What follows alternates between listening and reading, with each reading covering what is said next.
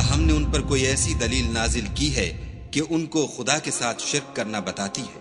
اور جب ہم لوگوں کو اپنی رحمت کا مزہ چکھاتے ہیں تو اس سے خوش ہو جاتے ہیں، اور اگر ان کے عملوں کے سبب جو ان کے ہاتھوں نے آگے بھیجے ہیں کوئی غضب پہنچے تو نا امید ہو کر رہ جاتے ہیں۔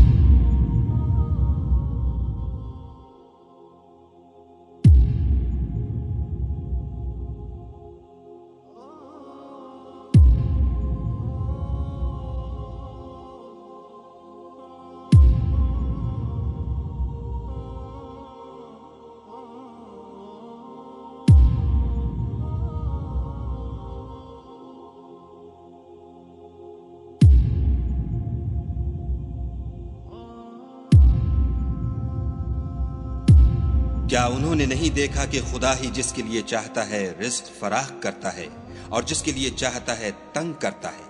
بے شک اس میں ایمان لانے والوں کے لیے نشانیاں ہیں۔ تو اہل قرابت اور محتاجوں اور مسافروں کو ان کا حق دیتے رہو۔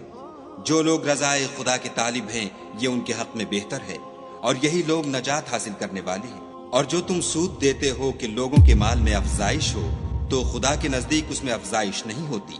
اور جو تم زکوٰۃ دیتے ہو اور اس سے خدا کی رضامندی طلب کرتے ہو تو وہ موجب برکت ہے، اور ایسے ہی لوگ اپنے مال کو دو چند سہ چند کرنے والے ہیں۔ خدا ہی تو ہے جس نے تم کو پیدا کیا، پھر تم کو رزق دیا، پھر تمہیں مارے گا، پھر زندہ کرے گا۔ بھلا تمہارے بنائے ہوئے شریکوں میں بھی کوئی ایسا ہے جو ان کاموں میں سے کچھ کر سکے؟ وہ پاک ہے اور اس کی شان ان کے شریکوں سے بلند ہے۔ خشکی اور تری میں لوگوں کے اعمال کے سبب فساد پھیل گیا ہے، تاکہ خدا ان کو ان کے بعض اعمال کا مزہ چکھائے۔ عجب نہیں کہ وہ باز آ جائیں۔ کہہ دو کہ ملک میں چلو پھرو اور دیکھو کہ جو لوگ تم سے پہلے ہوئے ہیں ان کا کیسا انجام ہوا۔